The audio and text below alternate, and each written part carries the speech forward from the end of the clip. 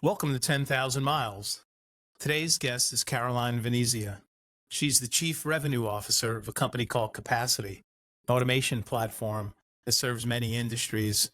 It's just a wildly successful platform that I've had the good fortune of getting to interact and work with.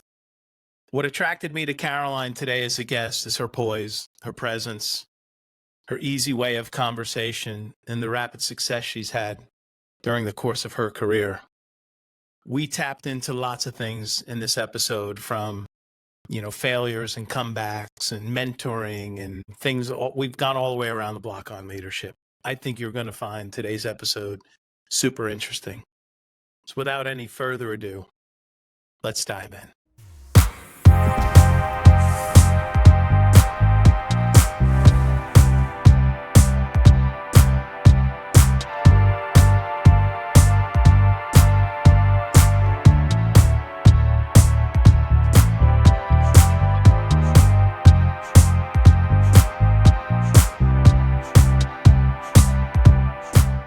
Hey folks, thanks for tuning into the show.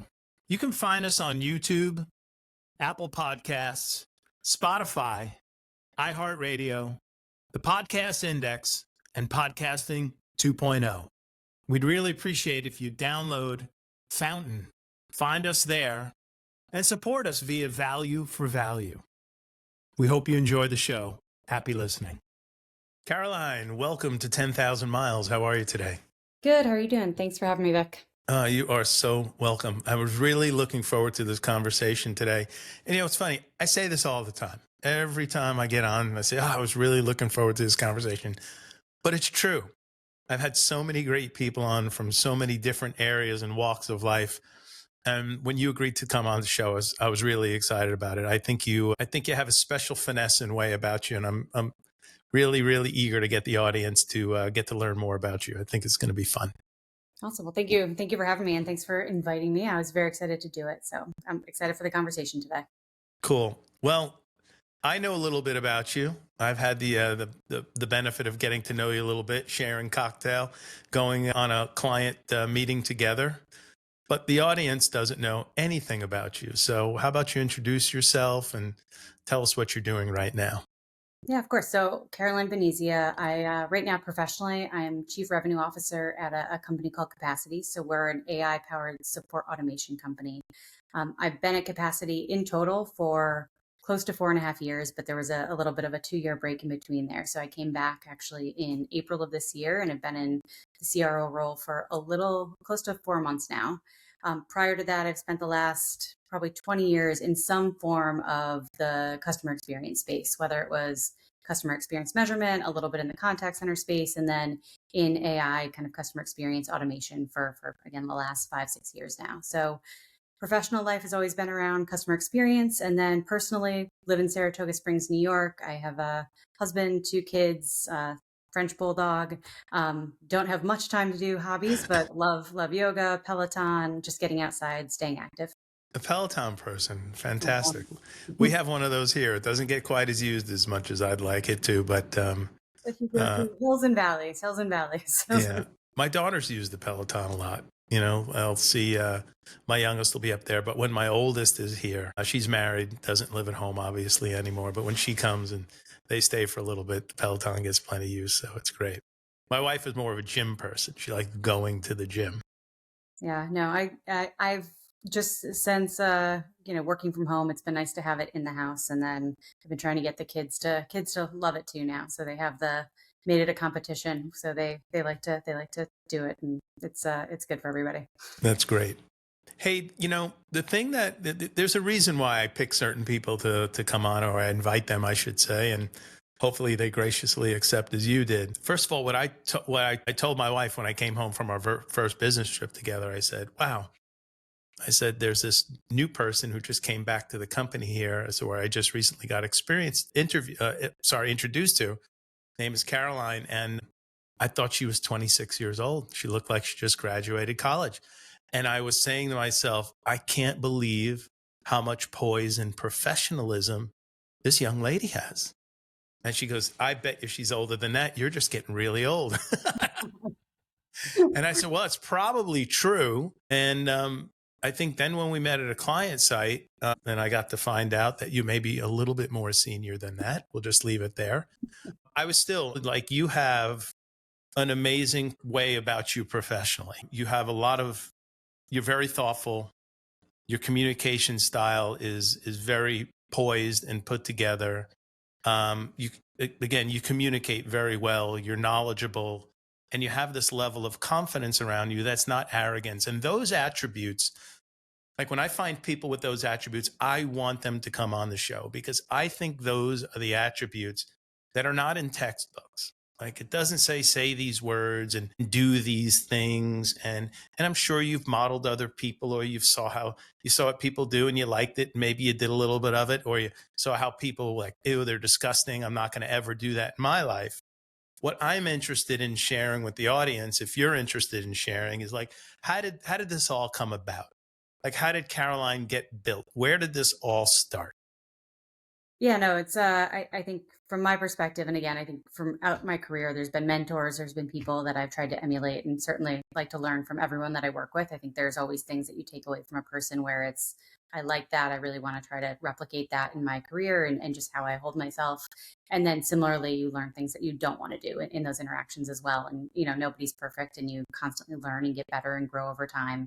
From my perspective, I think I started, growing up, my parents had a dairy farm. So my dad ran the farm with his family. My grandparents lived next door, his brother. And I think one thing you learn from that and you take away is just the work ethic and how much work you put in day to day. In a dairy farm, there is no days off, regardless of you're sick, regardless of there's an issue from a family perspective. You're going to work, you're doing 12, 13-hour work days, and that's just what life is. So Wow. from my dad and just my mom and what how I grew up. I think it was the work ethic, but also just continuing to do that, continuing to grow and learn and try to emulate that is definitely how it started. What did you do at the dairy farm? What was your job? Yeah, little kid, it was definitely a lot of fun. There's all sorts of chores, but I think as you grew up and as I started to get into high school, it was definitely a hey, you need to go feed the cows. You woke up at 5 in the morning before school and you went out and you fed calves and you got your chores done and then you came back in and you got ready for school. And it was just that repetitiveness, that process, that learning that regardless of what else was going on, you were going to have to put in the work and you were going to do it every day. That I think just set foundationally some expectations career wise that you need to put in the work regardless of what you're doing. It's that piece of it that's going to make you successful. Boy, that's so huge. I mean, it's so huge. I mean, I have kids. I have three kids, 28, 26, and 21.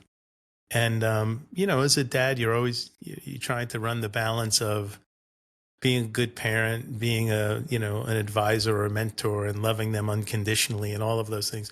And sometimes there's an odd intersection on all of that. And I talk to a bunch of friends of mine all the time about our kids and sort of their thoughts about jobs. And we grew up much like you're describing, just go do the work. Like you got to show up, you got to work hard, you got to do these things.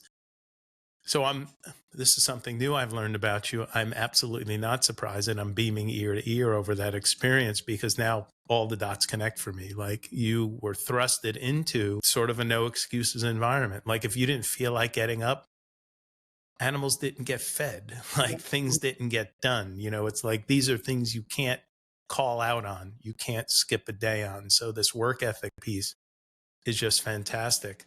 In your experience, and I want to stay on that a little bit because it's a favorite topic of mine. In your experience, through the people you've come across through your career, is that something people largely have? Have you been fortunate to be surrounded by it? Is it something they learn?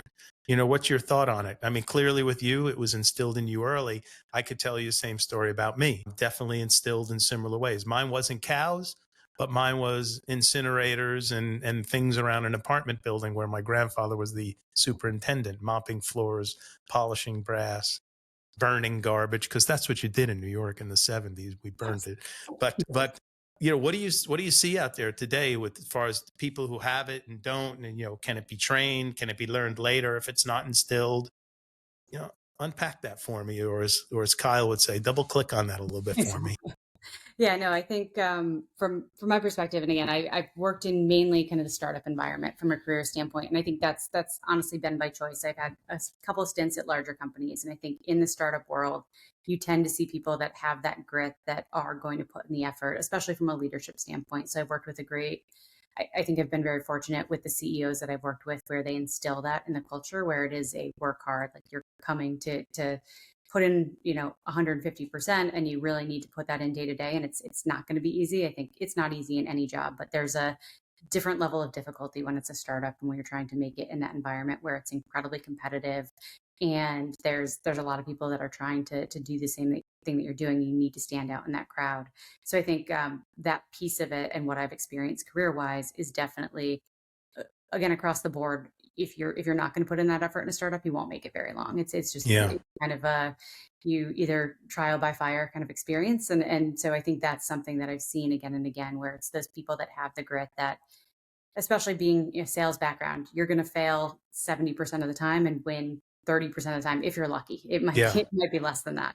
So you Yeah. have to have that resilience. You have to have that I'm going to keep doing it no matter what. Every single day I'm going to put in the work. I'm going to do the effort, and that's what's going to result in the success. And I think a lot of people stop too early. It's like, hey, this isn't working. I need to try something else. And it's making that pivot before it's necessary. If no, you just got to keep going. You keep got to doing it over and over again. And I think there's a lot of that in the startup world and definitely from a career standpoint that I've seen over and over again. And that's successful. I think you see outside of from a career wise, the people that don't make it are the ones that don't have that foundation to really continue and put in the effort day in and day out. And you just tapped into another reason why I love doing these podcasts, because you mentioned a couple of things here that also reared its head in prior podcasts. So you said grit. And if you have ever met Ross Artali, who's the CEO of Spectratel, his episode is called Grit Wins. Mm-hmm. And he was a guy who came up, really working his keister off. And one of my favorite stories was, hey, I had this boss. We worked in Manhattan. I lived 2 hours outside of Manhattan. There was no way he was beating me to work ever. Like that was just one of my things. He didn't care if I got there after him, but for me, he wasn't getting the work before I did. So if he got there at 6, I got there at 5:45. And when he started getting on to me and he showed up at 5:45, I got there at 5:30. And when he left, like then, minutes after him, if I was done doing, but I wasn't leaving early, unless of course, like something in my life really was happening. I got to get out for a wedding or it's a birthday or something significant was going on. But day to day, I had the grit to go out and hustle and let my boss know that I was the main person that they could rely upon. And I was going to be there and I was going to deliver and do the work. He said that thing, believe it or not, was so easy to not do, but also easy to do. He said I could have showed up. And have you met Courtney Myers from Omni Interactions yet? I haven't. I think I actually saw her podcast though that you did with her. What a just an amazing person. The thing I loved about her take on hard work, because she came up working really, really hard and really had a great experience with her dad who was in sales. So she got to learn this whole 70-30, maybe 80-20 or worse Yes. up front. But it was, she used the word hustle, different than grit. The hustle, you have to hustle. And I asked her a great question. I said, what is the difference between hard work and hustle? And without hesitation, she said, I think with hard work, you kind of know what the outcome's going to be. If I do this and I work hard and the path is sort of laid out and clear, and it's just I have to take these steps to deliver this or do that. But with hustle, you have no idea the outcome.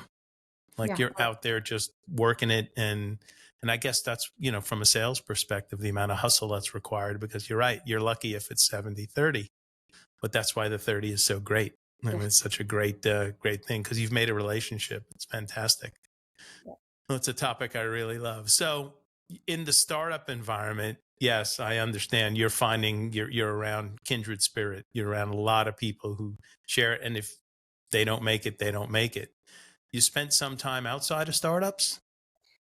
Not much. I wouldn't say I have a traditional kind of career path. I went to college and degree was in economics, so applied economics, and went with the intent of working in finance. Moved to New York City right after I graduated, and my goal was, again, I wanted to go into investment banking and have that whole career path, and tried it for a very short amount of time and realized that was not the lifestyle and or industry I wanted to be in. Yeah. And then I had met some people when I was in New York and quickly transitioned into more market research, kind of customer experience data, and kind of it just opened the door to that world for me. And that's really where I've spent the vast majority of my career. So I've had some larger company and I would say more mid-sized company experience. And then following that, I really kind of tapped into a startup that I loved and just realized that was where I wanted to be and really like that environment. I like the entrepreneurial spirit that it creates. And you really get a say in what the direction we're taking and how we're going to be successful. And I've always enjoyed kind of the startup side of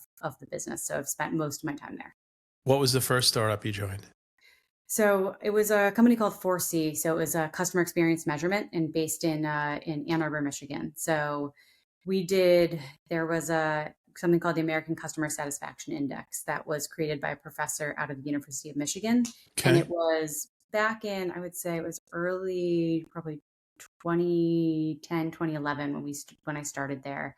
But it was at a time where I don't think it was accepted that, hey, we need to measure customer experience. This is something that's important. This is something that we need to understand and ultimately improve upon. So I think there was some research out about it. There were people that were starting to talk about it, but wasn't like there was customer experience teams in most companies that you were going out to. So it was much more of an evangelistic, like, hey, you guys need to measure customer experience, and this is why. If you don't, your satisfaction scores go down. You're basically having a negative impact on your business, and it's also ultimately translating into revenue loss. So when I started there, we had a scientific way for measuring customer experience and for helping businesses understand how do they ultimately improve that, both in digital interactions as well as across their calls and other experiences.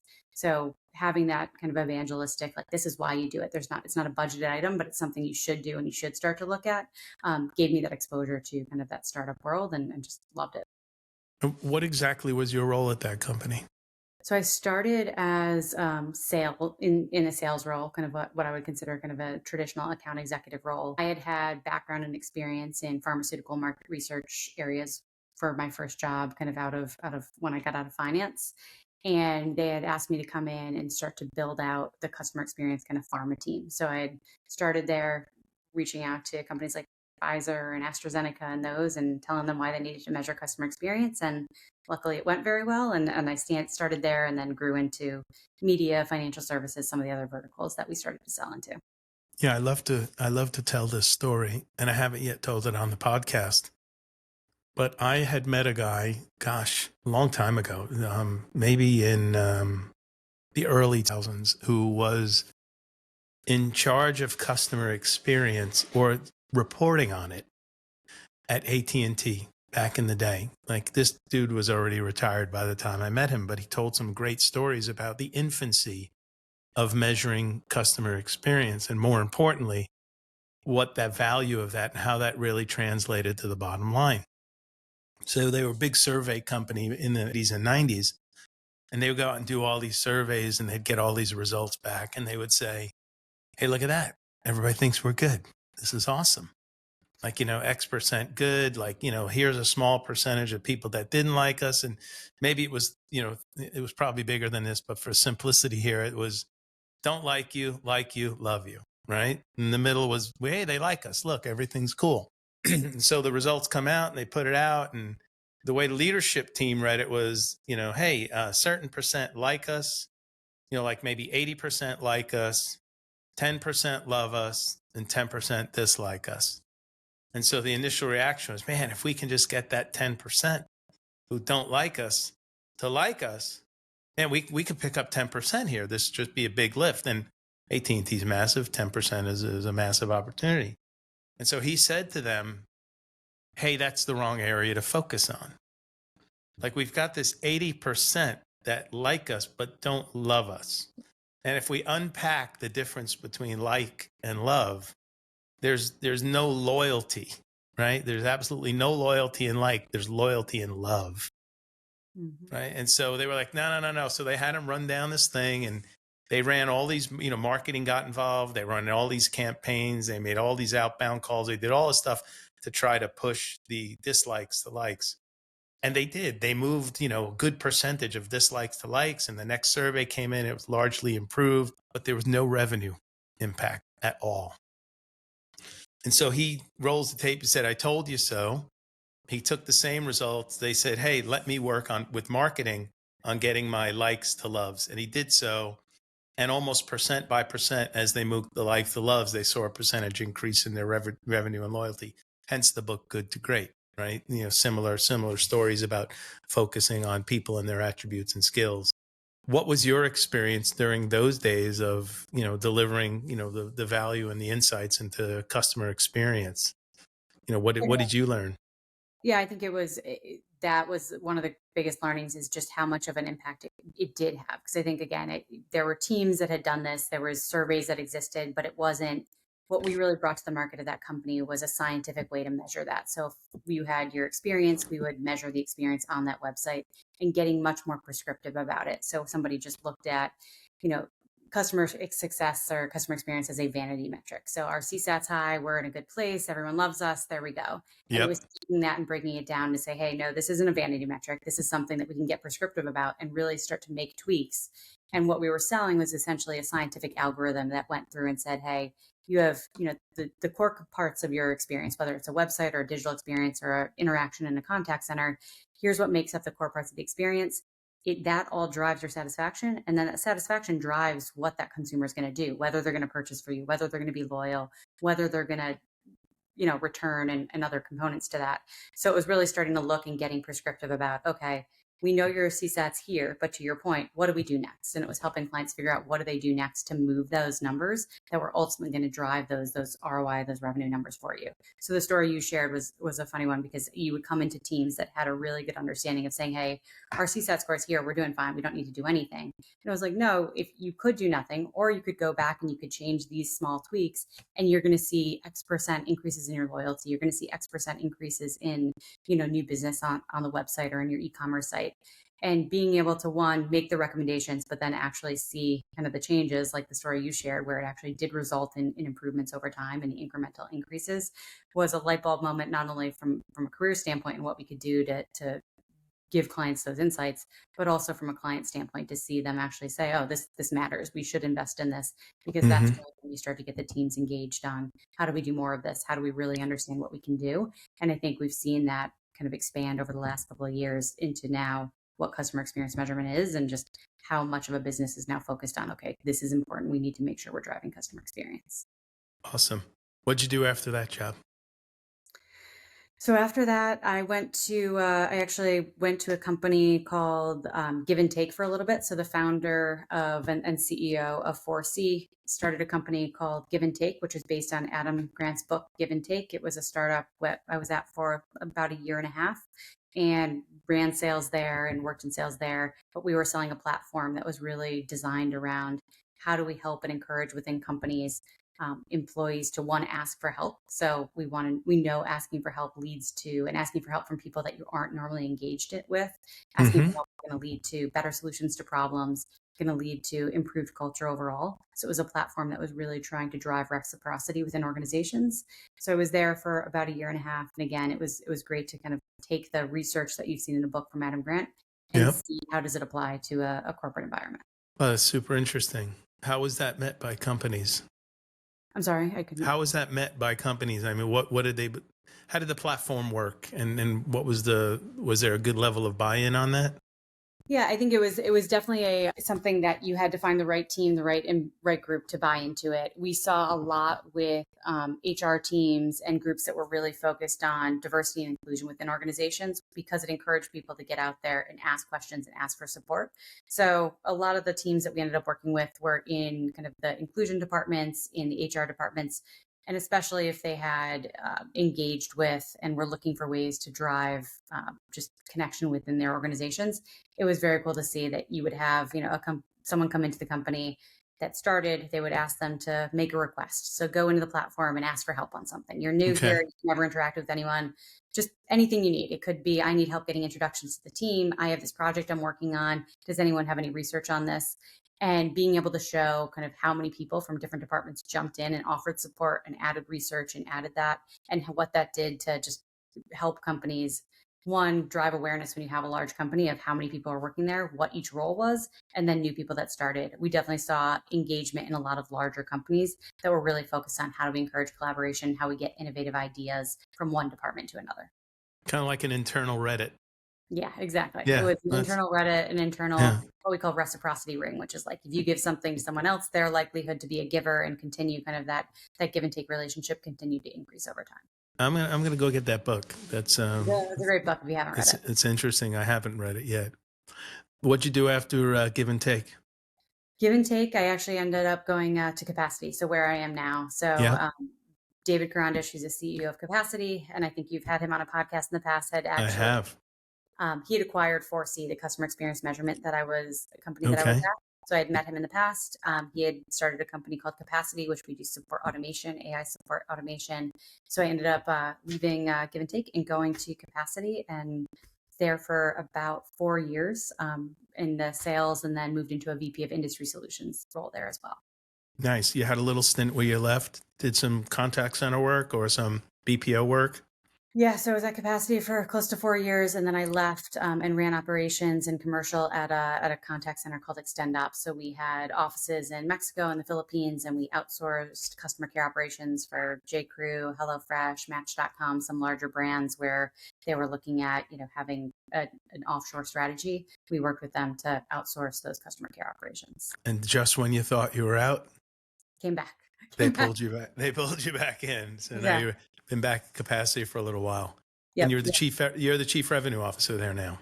I am. I'm chief revenue officer here, and it's a role that I had at the last company I was at on the BPO side, but just really love the tech piece of what we do, and have always loved that industry. It was really good.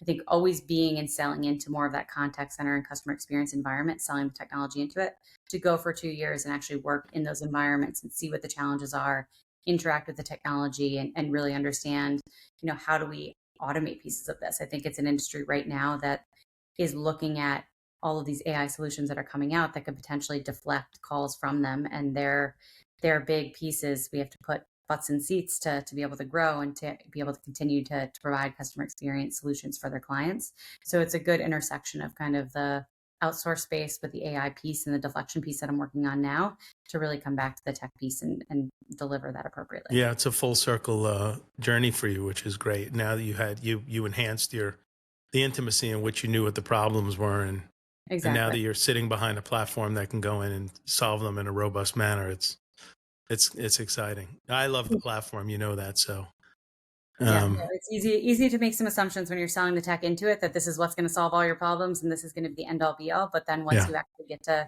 use the tech in an environment like that, it gives you those insights and those nuances to be able to understand and say, this is where the problem actually is, and this is what we need. And I just truly, and I think it's important that you believe in the solution that you're selling and the team that you're with, and I really do. And it led me back to Capacity. early on we talked about um, sort of things you emulated, people you saw did great things, and I think everybody learns this way. And you said, hey, yeah, I could do some of that. I'm gonna put my own little Karaline style on it, but and I do the same, put my Vic style on it. But I really like that. I'm going to leverage that, make it my own. And I've also seen things that I didn't like that I said, man, boy, I would never do that. But more importantly, sometimes there were things that happened that I did that I would say, wow, that did not work out.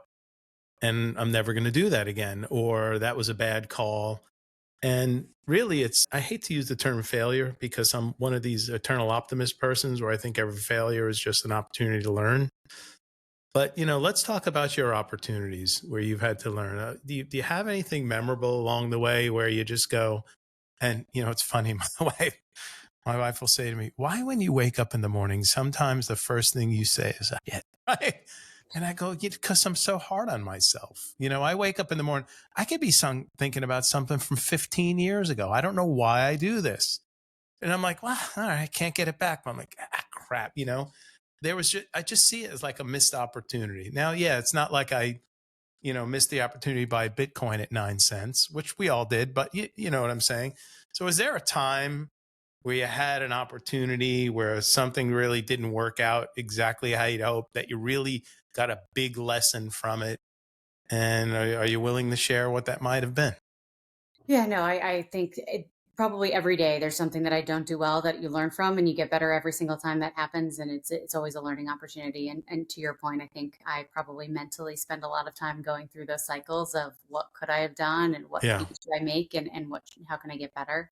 I think that piece of it, and I wouldn't call it anxiety, but that constant like I need to get better at this. I need to do better at this is what makes you excel in certain areas, and it's something sure. an evolution.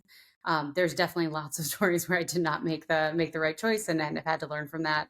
I think the biggest one, when I started on the contact center team side, it transitioned from in tech, you're doing a lot of working and interacting with clients, and I was always on the sales side, so you're interacting with clients a lot, and you're able to communicate, what's the business problem we're trying to solve, how is the tech going to solve that problem, and you transition quickly to managing very large teams of hundreds of people, and not having that experience coming into that. There was a lot of learnings on just how do we manage teams and what the leadership challenges are, especially because you had teams that were US based, we had teams that were nearshore, we had teams that were offshore, and there's different cultural implications, there's different components that you have to navigate through that. So I think probably the biggest challenge I had from a career standpoint was learning and quickly having to learn and understand and navigate the dynamics of managing a large team. And it's certainly something that didn't excel at initially, and I probably still don't excel at, but it's something that you get better and better at, and you learn kind of those dynamics. But I think the one piece of it is there's a lot of people that will come with issues and come with problems, and you want to help solve for them, but was always trying to solve the problems for every single person who came. It was like, hey, here's a Yeah. problem I'm having, tell me what to do, or can I do it? And I think I read an article, read a story, and it was really around how do we enable our teams to solve their own challenges. And I think it Yeah. was the 1-3-1 rule, which is they come to you with one problem, you ask them for, okay, what are 3 ways you could potentially solve that problem? So give me the 3 options to solve, usually the one, and then you ask them, well, what's the one you would do and why? And what's the Yeah. one solution you would have? Usually I'd say 90% of the time they picked the one that you would have recommended. It was Sure. in most cases they knew the problem, they had the better understanding of what that issue was. So I'd say my big challenge initially was constantly saying, okay, that's the problem, I'm going to take this and I'm going to run and I'm going to go try to solve your problem. And you're digging in and you're not as close to that problem, you don't really understand all the challenges, and I wasn't necessarily always making the right choices, versus converting it to okay, as a leader I need to enable my team to solve their own problems and guide them and help them do that. And just when you're managing lots of people, it just, that transition was probably where I made a lot of my first initial mistakes, and had a lot of learnings. A lot of people don't make that transition, by the way. So the fact that you just mentioned the 131 and probably have known about that for quite some time. I mean, that's a great awakening. Most people don't get that. There are still a lot of leaders that want to have their hands in, and if they're not making every single decision and they're not asking their people for it, they'll always be a resource instead of making their people resourceful. Yep. That's something I talk to. Well, a friend of mine's going to watch this episode, and there you go, talking about Coach Tony again. But I have a friend who's an executive coach and a business coach, and what he started to work with a company, and they said, how are you going to make yourself available? What are we going to do with people here? And he said, well, my job is not to be a resource. It's to make you all resourceful and to help you, enable you to lead and coach your teams to do the same. And like, they're like practically pushing a contract in front of the time because they haven't heard it put in those terms. But the way you give specificity around the 131 is, that's, if anybody's going to take anything from this particular podcast up until this point, that's something you should grab from Karaline, because I got one problem. Okay, what are the 3 solutions? Great. Which one would you pick? Yep. And you're right. 99% of the time, that's going to be the one. They're closer to it. And what you've done is you've provided that space where they can go in and play it out in their mind and get feedback and work it through. And then when they get that validation, now this confidence comes up, and they'll come to you more often on it. So that's massive. Sales, I want to go back to this 70-30. Let's just stick with that because you said it and it's forever in the audio path here. How do you prepare your salespeople for that? Let's say you hire somebody new, or even somebody comes in and is pretty seasoned. How do you prepare them for that sort of amount of defeat? But then again, if you batted 300 in the major league, you'd probably be feeling pretty good, right? But if you only completed 300, if you completed 30% of your passes as a quarterback, you wouldn't be playing, right? So everything's different. But I do recognize in sales that, and then having lived this life, 70-30, man, it is what it is. How do you prepare your people in the dialogue? What kind of conversations do you have? What kind of rituals do you build in to ensure that they got a fighting chance at the 30? Yeah, I think it's a little bit of a conversation, and everyone's a little bit different. So it's every person has a different perspective. Some people come to you and they know it's going to be a little bit of a roller coaster, and I like to talk about it. You're going to have days where it's going to be the best day in the world. You're going to find out a big deal closed, and it's going to be the best day. And the next day you'll get bad news, and it'll just turn into and you have to get used to that kind of roller coaster of what sales is and what the expectations are. But it's also, I think, reframing what success is as well. So I think success is going to be everyone has a number, everyone's trying to get to that number, but there's little wins along the way that can help you get there and kind of maintain and help you keep your morale up. You mentioned you're an optimist. I'm always an optimist. Like, this is going to go well. We're doing the right things. And I think it comes back to what we talked about earlier, which is that foundation of you have to put in the work every day, the same processes. So I think it's encouraging and saying, hey, you want to get to this number. Everyone knows that it's going to take time to build the pipeline up to there, but there's things that you can do that's going to ensure that you get there or give you the best shot of success at getting there. And that is making sure you understand what good luck looks like. And it might be, I think when you think about some of the senior salespeople, people kind of walk away and say, hey, I'm senior. I'm going to get leads handed to me. It's fine. I don't have to go put in the work. And it's no, Yeah. the same work that you did if you were a BDR and you're picking up the phone every day and calling and trying to get meetings is the same work you do when you're a senior salesperson. It's let's make sure you're spending the time, putting in the effort to make sure you have the people in your pipeline and in your funnel. And on top of that, it's celebrating those little wins. So what does success look like? It might be, hey, I got my pipeline to X number. I have real deals. I got a meeting with this person who I really wanted to talk to and wanted to get in the door. Yep. Knowing that the wins are going to come down the road, but you're doing all of those little steps to get you on that path to success. So I think it's really talking through, okay, what are we going to consider a win this week? What are we really shooting for? What are the two things we want to do? It might just be getting a meeting with someone. It might be, hey, somebody responded to the email on my follow-up that I sent and we're moving things along the process, but celebrating those little wins to get them to the path of, hey, we're going to get the successes because all of these things are starting to happen. Super important, very cyclical. What's your perception on the time it takes for a salesperson to become incredibly successful at a company? Yeah, I mean, it varies widely, but I would say from what I've seen, you need a year and a half to really dig in to understand what the process is, you're talking to your clients all the time and you're really trying to understand. And the best salespeople understand their clients as if they are that client. They understand what the business is, they understand what the challenges are and what they're trying to solve for, and they're able to marry that to what the product does and what the solution is. So being able to have that detail and that level of understanding and build the relationships with the clients to get there takes time. So I would say that kind of road to success and what we've seen from a timeline is usually about a year and a half. One, you've kind of gone through the fire hose, you know what the training is, you've dealt with the product enough to know, hey, I know what I'm selling. And two, you've had enough client conversations to really understand what are their challenges, what are their needs, and being able to marry those two together. So it takes time Yeah. and you'll build from there. But I would say that year and a half cutoff is really where I've seen people start to kind of expand and grow and have success. Yeah, I've had that conversation with lots of different people, and everybody, it's the same answer. 1.5 to 2 years is the mean, where people say, it's just an investment up until that point, and it just takes time, and you finally get the flywheel turning after a little while. Yeah. This is a great time for me to segue a little bit. I wanted to know a little bit more about Karaline again on a personal level.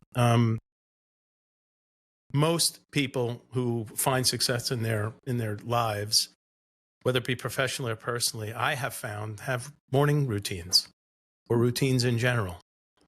Does Karaline have a morning routine? I do. Yeah. I usually wake up 5:45 every day. I try to wake up. I will go downstairs. We talked about the Peloton a little bit. I will go Yep. downstairs. I will do usually an hour of working out, whether it's a Peloton class or some other type of class, and then it's Okay. getting ready for school or whatever they're going to do for the day. I try to sit down with my coffee, post that, and do some emails and read through anything that I need to that's important. And then it's by 9 o'clock. I've kind of gotten through most of the emails that I need to respond to, and I'm in for meetings for the day. But it's the Okay. workout, family time, go through the important emails and the things that are top priorities that I need to get done in the morning, organize myself, and then off to the races for the day. Is there an end of day routine? End of days with young kids, it's still a little chaotic. I'm sure it is. It's All hands on deck. yeah, it depends on the day, but usually it's done with work. Try to be done by like 6 o'clock. It's getting whatever practice, whatever event that we have to go to that night done. And then typically by 8:30 p.m., hopefully everyone is asleep if everything's gone as planned. And I have an hour and a half, 2 hours to kind of wrap up my day work-wise, where it's I'm finishing up emails, I'm getting any of the last minute tasks that I'm done as well. And that helps me organize myself for the next day as well. So I think those are the two very, very quiet times I have to myself. I like to be alone in the house, kind of get my workout done before everyone else is up, and just one sets me up good mindset, good mood, and then kind of close out the day the same way. On a scale of 1 to 10, how important are those routines to you? 9. Like Yeah. I do the same thing every day. It for morning routine and going to bed, it just, again, it's helps make sure that I get through everything that I know I need to get through. And just honestly, the workout every day, and I think sweating and going through that just makes you feel good and gets the endorphins up so that you're tackling everything with a good mindset. It's fantastic. You mentioned the kiddos, Yep.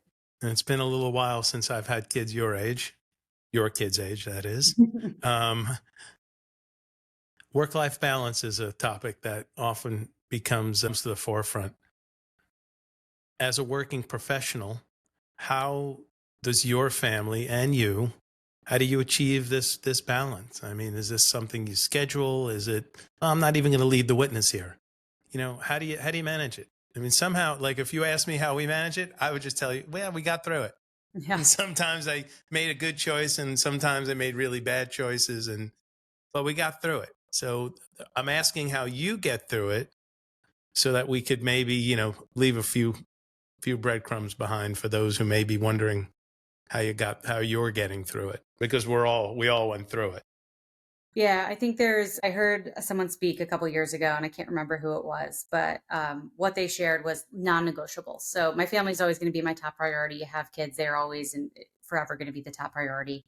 And there are those non-negotiables, those things that you cannot miss. So it might be my son's first football game of the season. It might be my daughter's recital.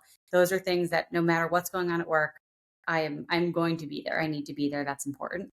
So figuring out based on schedules, what are the non-negotiables? What are the things that I can't miss?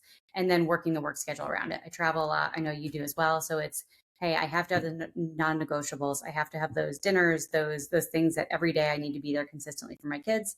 And then on top of that, there's, okay, everything else can fit in around it. There's going to be days where I'm better at it and I'm worse at it. And there's going to be days where work gets 90% of the balance. And, there's going to be days where kids get much more of that. So it's figuring out and knowing it's never going to be perfect. But I think those aligning on my non-negotiables really helped me understand, okay, I know there's going to be days where I'm gone for a week at a time and I need to coordinate it around what are those things that I can't miss. And that's Yeah. helped me feel good personally that I am doing everything I can on both ends. I'm never going to feel perfect. No one's ever going to feel perfect in this. There's always, they say balance. I don't know that I would consider it a balance. It's just like, Yeah, no, I don't who gets even the like most using the attention? term, but I understand. Yeah, who gets the most attention and when do they need Yeah. it?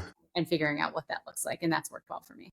I think I love the non-negotiables thing. I really do, and you've got me deep in thought here. So if I'm slow to develop my next thought here, just give me a second.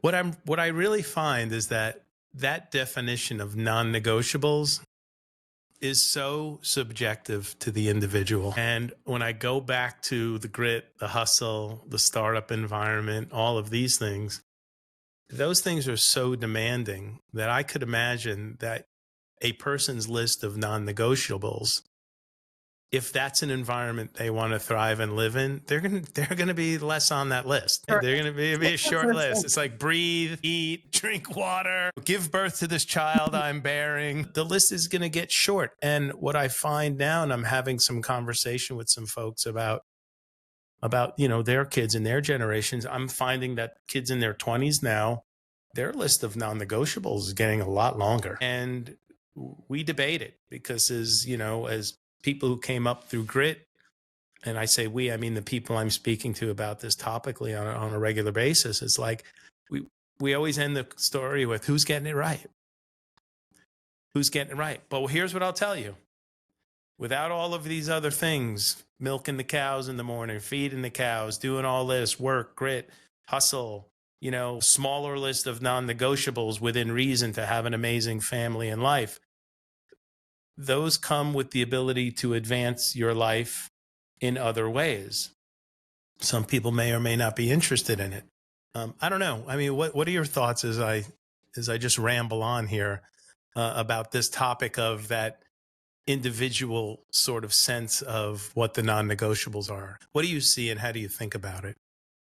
Yeah, I think it's definitely a topic that I've had come up in several conversations, both from my company setting and just like in my personal life. My husband runs a company as well, and I think it's generationally you see with a lot of people coming into the workforce. To your point, the list is much longer on non-negotiables. Oh, you guys Yeah. don't have this, this, and this, and I can't go away for 2 weeks, and I can't do that.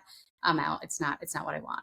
So I think it's what you're comfortable with on a personal level. If you from a success standpoint and what you consider successful is I want to have this career and I want to be able to grow and this is what's important to me and I want to balance that with having a family. I think that's an important piece and I agree. I think the list to get there of my non-negotiables is probably much shorter than probably some of the people that are entering the workforce right now. I Yeah. think it's also who has it right is a different question, which Yeah. again, you gotta have a personal view on what is you're okay with and what you're comfortable with. But again, I think it's if there's going to be a challenge, I think, in terms of corporate hiring and what that looks like moving forward, because companies are going to have to change what their expectations are, given the percentage of the workforce that has a very long list of non-negotiables moving forward. I would say that's more of the norm instead of the exception from what I'm seeing. I think it's going to make it easier to win for those who have the grit, the shorter list. And some people may not like it, and some people might not like me saying it. I want to pull up something here in real time because I had a conversation with my buddy Coach Tony about this. And I'm just going to show this up on the screen. I got my phone here, but I'm going to read this to you. He said, yeah, I gave this to my daughter for one of her birthdays some time ago. And he framed it. He had it printed and framed. It says 10 things that require zero talent. Being on time, making an effort, being high energy, having a positive attitude, being passionate, using good body language, being coachable, doing a little extra, and I'm going to come back to that, being prepared, and having a strong work ethic. All of those things require zero talent, zero talent. And he sent that to me because I sent to my son, and he has a very good friend who I've known since he's very little. And I sent this to them, and pardon me, in real time, I'm going to pull this up. And I said to him, you can beat 99% of your competition by showing up early, preparing the night before, remembering everybody's name, saying no to opportunities that don't bring value to your life. Very important. Following up quickly, following up multiple times. I mean, I told you I was going to come back. The other thing, and I'm going to come, I'll stay here now. I'm a crazy follow-up person. Like, and when I talk to my sons, hey, did you hear back from that guy or my son? And now he's going to call me back. No. You call him again. You call him again. You call him again. Right? You're not the jerk yelling on the phone, but you're persistent, delivering value at every interaction and not making the same mistake twice to the best of your ability.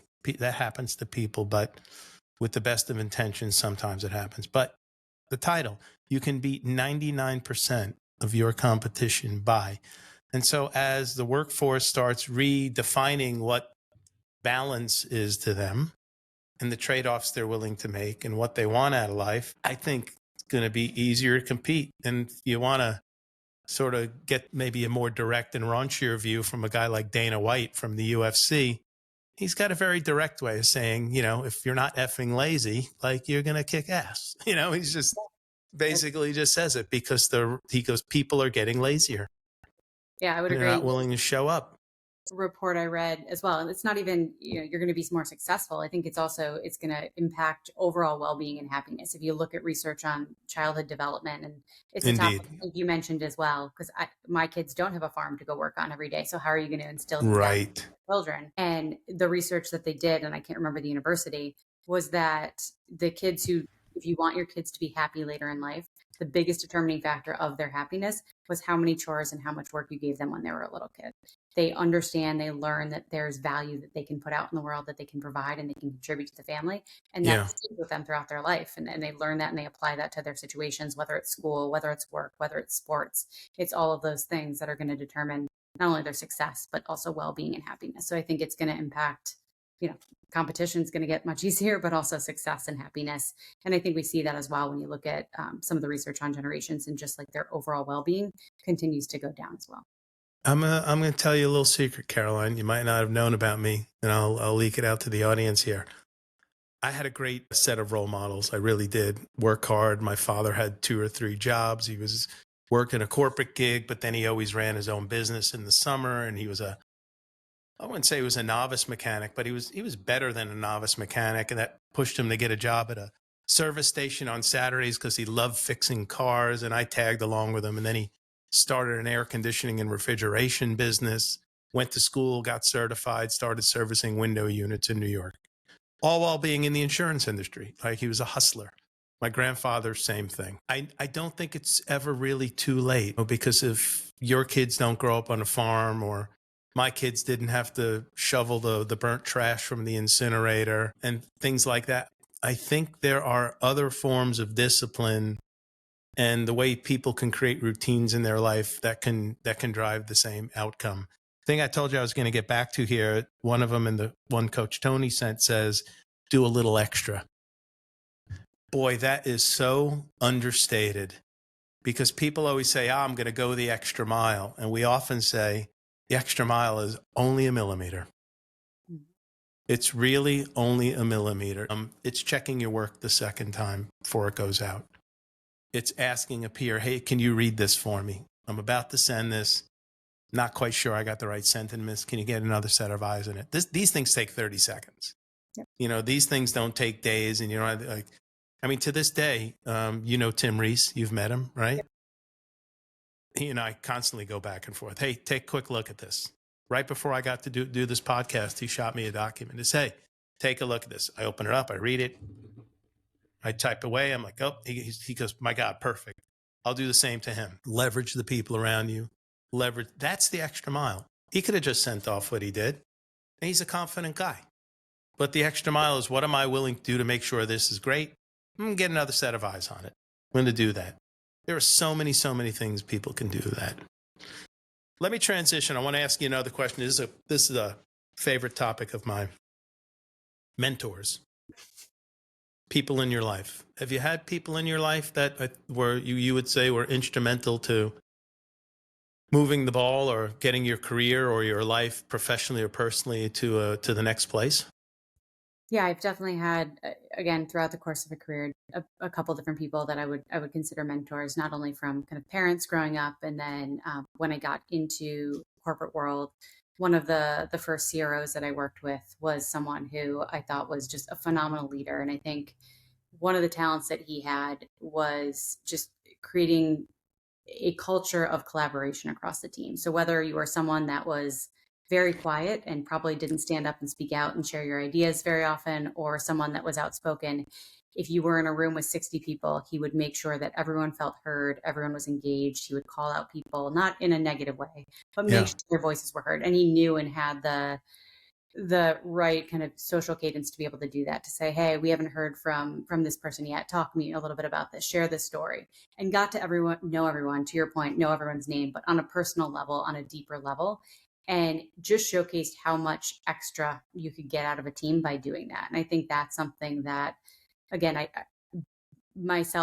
wouldn't consider myself the most outgoing person, but as you're moving into leadership roles and as you have to connect with your team, it's something that you really want to emulate, is getting to know the people on an individual level, really understanding what's important, what matters to them from a career standpoint and from a personal standpoint, and being able to make sure kind of that servant leadership thought process, which is, how do I make this person shine? How do I help this person become the better version of themselves? And I think having that level of understanding and that deep relationship to be able to do that really, really matters. And I think that's one of the biggest pieces I've learned from one of the first mentors that I've had. Now's a good time for a shout out. Yeah, Don was the first hero that I worked with at 4C, and yeah, Okay. he's someone that I still talk to on a regular basis. Fantastic. You'd be surprised. People like the shout out, So if you say, "Hey Don, check out my podcast," I give you a little attaboy on there. It'll go a long way. Yeah, I think getting mentored is so incredibly valuable, and just from the sake of when you find somebody who's interested in you enough to have that extra conversation, and sometimes they're not good, sometimes they're tough conversations, but they're done with caring and love. I think, I just released my first book. I say my first book like I've got 10 more to go. I'm not sure if I do, but it was just something I wanted to check the box on. It's called The Lucky 13. And I give a shout out there to the very first boss I had when I worked at Lehman Brothers. There was a gentleman named Mike Titman. And one of the things I talk about in the book was just giant mistake I made.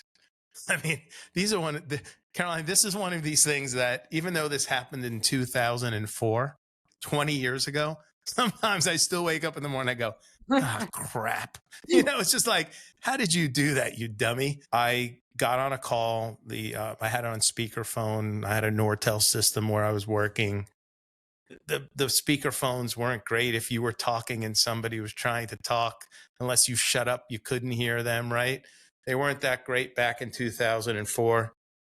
And somebody made a comment and I went off on this diatribe about how, we can solve world hunger, so to speak, in this technology sector. And when I finally shut up, you could have heard a pin drop. And they're like, okay, thank you. It was just like one of those, yeah, shit, man, you just, and so I got a quick text from Mike and said, might not have scored many points right there. I will call you later. And I had not been exposed to a group of strategy thinkers. I was a very tactical guy back then. And they were talking about, should we fix this loan origination system or should we just go buy a company that has built one? And so I was like, we could fix it. We can do this. You got the best guys. You got the best team. And Vic, Vic, and it's like, but I wasn't surrounded. I was in the room, but he took interest in me. He was a great guy. He taught me a lot of the way of Lehman Brothers in the first 6 to 8 months there that I reported to him. But he was very kind. He pulled me aside in a very nice way, said, you'll come back from it. This isn't a career-ending move. Not the greatest first impression you could have made as the guy we just hired to run the big platform. But those are just one of those things. So that's an example for me. And I've had many mentors along the way. I've also made it my business to try to provide those experiences and that stuff that I've learned to other people so they don't have to get on the phone call like I did and shoot off at the mouth and not listen to, to understand, versus listening to respond is something that came out of another podcast. But how do you handle people seeking your feedback, counseling, mentorship? What's your approach there? Yeah, I think honestly, from what I've seen, the honest approach, and it sounds like, he did this very graciously and pulled you into a room and kind of gave you the, hey, like, I want you to be successful. And I think having that trust in understanding that the leader that you're working with wants you to be successful and they have your best interest is an important piece of this. If you don't have that relationship, I've seen that where, you don't have a great personal relationship and it's really hard to share, any type of feedback because they always take it negatively. Oh, this person doesn't like me. It's just them. It's not me. It's a tough one. So I think the biggest piece is establishing that trust, that relationship is the first step. And then once you have that, it gets much easier to have the conversation of, hey, these are pieces you did well, but these are pieces where, again, we can really improve. And my goal in this is, again, one of the nice things and one of the things I love about where we are now and one of the capacities, kind of cultural things, is low ego. We really try to look for and hire people that have that low ego, that this isn't a personal attack. We're all trying to work to the same goal. We're all going to make mistakes and we can all learn from each other and we can all get better. So sharing examples that I've had in my career of like, hey, I know I've done way worse than you. This is the story that I've done. And here's my recommendation for what I've seen be successful, and kind of a recommendation I would say, hey, go talk to this person, learn from this situation and how we might be able to improve in the future. Is I think it's that balance and that humility to approach it, and really say, have your best interest at heart. I've also done things like this, and this is what I learned from it. And here's my recommendation on how you can proceed. Is really kind of that not kind of sandwich between nice and something that's a problem, but being able to come from it from a place of, hey, I really want you to get better, but I also know that this is something that we all go through and that we're all going through the process together. If I could pluck one sort of summarized line out of that, I would say that the value of a lesson learned through a mistake, a challenge, a lost opportunity have like a X impact on the ones you learn through an easy path of success. Yeah. Maybe 100X. Yeah, 100. I think Yeah. I remember deals I've lost. I'm sure you Yeah, get James where of like I course. remember every deal. I remember ones, especially that I was close. Like you say, you wake up and you remember this one mistake. I remember, and I can tell the story of like you said it was going to close tomorrow, and you Yeah. get a call and like we change it, we shift directions, it can't go. Like those are painful, those hurt. You remember those, and you remember what happened. Okay, I didn't have this person. I didn't understand that this could have impacted the deal. I didn't understand that I missed this piece of it. So I Yeah. think every time that something happens where it's negative and where you get kind of those 70% where you do lose those deals or something goes wrong, each one of those you're going back to and saying, what did I do? What could I have done better? What is that extra mile, to your point, or extra millimeter I could have done there? I should have known Yeah. this person. I should have known this piece of information. You're not going to win them all clearly, but you can learn from each step of those to get you better and better every time. So that 30% moves to 31%, moves to 32% Yeah. as you learn throughout your career. I don't know about you, but you know what's hard for me about losing a deal? It has nothing to do with money. It really doesn't. It has nothing to do with it's like I believe so strongly that the solutions that we're bringing forward are going to drive value into the organizations that have entrusted me to even have the conversation. And then when for some reason it doesn't happen, I just feel like it's lost value, and that I am not able to bring the value to an organization that I know they could realize. And I won't name any names here, but there was a company I worked with many, many years ago. I had a silver bullet for them. I could have saved them close to $1 million a year. And it was a paper transaction. And they were bleeding, I don't know, $75,000, $80,000 a month in expense. And we said it was literally like changing your long distance. Wasn't that, but it was something that simple, right? And took 6 months for that decision to be made and get signed. And so I'm saying, so 500,000 spilled on the floor, continued to be spilled on the floor. It's not a small amount of money. I don't care where you work. I don't care if it's JP Morgan Chase or Johnny Morgan. $500,000, not a lot. And for me, and listen, I've worked in the big places too, and I learned the opposite lesson. Hey, maybe $500,000, or $1 million save. Maybe you're up against the project that's going to save $100 million. So, and the million's a rounding error. When I worked at Chase, we had a platform that was part of our bankruptcy solutions. They were on this platform for like 20 years. They're no longer on it anymore. It was like 2 guys in a garage that wrote this thing. They were in about 15 banks. They were all living in Hawaii. There were like 4 guys. It's ridiculous. And every year we went to change that platform out. It was small. The ROI was small, but even though the technology stunk, next year. And it took, I don't know, they probably ran that thing for 20 years. They finally got off it, and the value was there. So for me, sure, I want to do better for myself and my family. I really want to do better for my customers.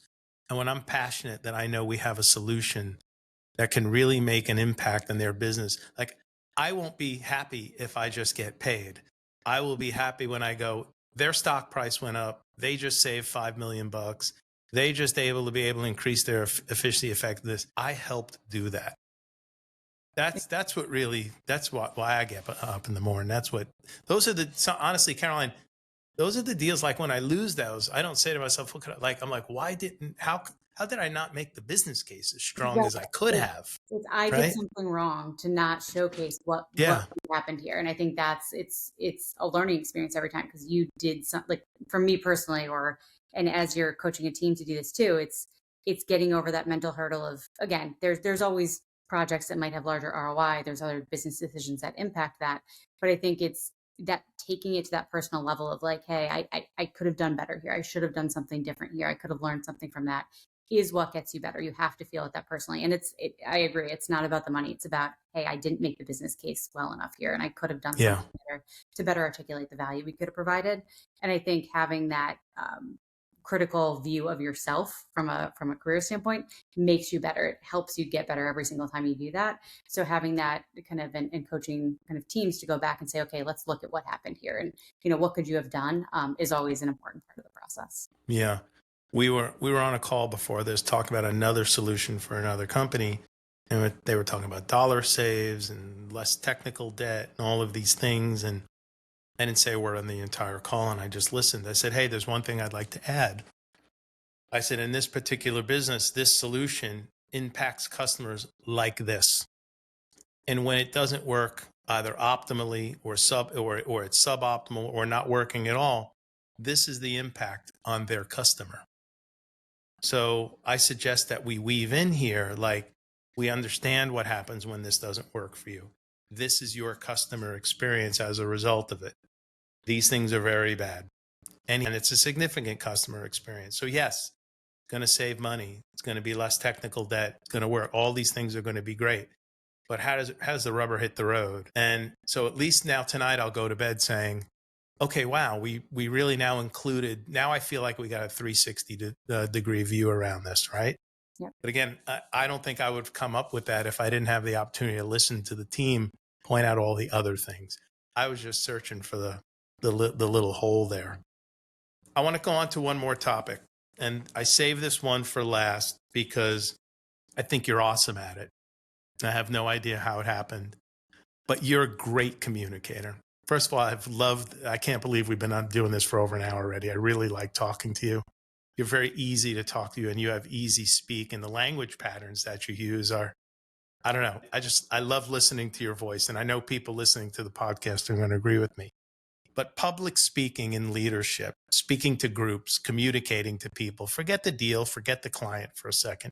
Leading teams, you're the chief revenue officer. I'm sure you speak to teams. What do you think your role is what do you think the role is in effective communication? And what's been your public speaking journey? Because I did hear you say you're not really a super outgoing person, but yet anybody listening to this would never pick up on it. So tell me about that. Let's talk about that a little bit. Yeah, I would say, well, I do it quite often. Clearly, from a work standpoint, I'm talking to the team all the time and presenting in conferences and things like that. I think the big piece I would say is, while I do it, it's certainly not something that I would consider easy for me to do. It's always a little bit of a challenge to be able to do it, and I think the butterflies, I'm getting nervous. Like you think that's going to get better after Yeah. repetition, and it never gets better. And I think Nope. well, the one thing that I think that does is it drives you to want to be successful at it, which is great. So I would say the piece that I've focused on is just you have to be prepared and over prepared. And I did a conference a couple weeks ago, and I do them very often, but I will be practicing that presentation. My kid could deliver that presentation because I'm practicing it in the other room. And I think that is the key piece. Like as long as I know the material, I know what I want to say, I can be successful. But it's continuing to do it over and over again. So I have that, okay, I'm going to be nervous, but I know it so well that I will still be successful delivering it. And it's funny, it's a weird dynamic, but I would say you sit at a table in a meeting. I've never been uncomfortable. I've never been nervous about that. I always feel like the knowledge and knowing what you're talking about gives you the confidence to be able to speak about the topic that you're speaking on. I think that changes when I'm standing up and I'm in front of a room for some reason. Okay.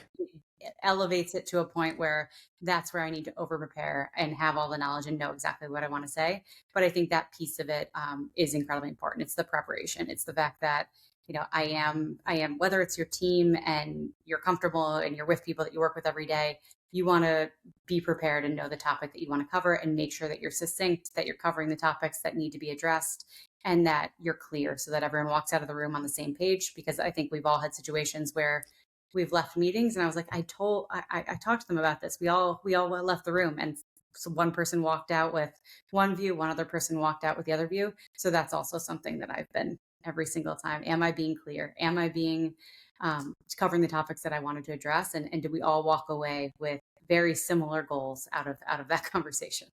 Have you ever heard the term anchoring in? I haven't. All right. So I'm a big Tony Robbins guy. I've been since the 90s. My friend Coach Tony worked for Tony Robbins for many, many, many years. That's where he got his 10,000 reps or his 10,000 hours coaching people on a one-on-one basis. Does a lot of coaching in the channel now. And we talk about this all the time. The difference between this conversation, maybe one with your team where you could lead it or listen back and orchestrate and run it, and then the one that's on stage. And what through my journey in speaking, I was always great at this. The one-on-one, I could talk to anyone. I could talk to a fruit salad if you wanted me to. The small groups, great. And I was excited about talking to bigger teams. But I always it didn't feel the same. I never could get the same feeling. I too would get the little bit of butterflies. You would feel like maybe you're underprepared.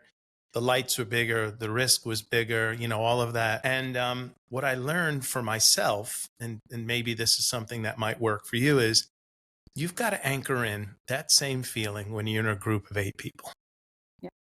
So what I do and have done now for over a decade is anytime I'm getting ready to speak on a bigger stage, I close my eyes and I anchor in 8 people, 8 people, 8 people. And I picture the last conversation I had where I'm smiling the way I'm smiling. I'm looking at people across the room.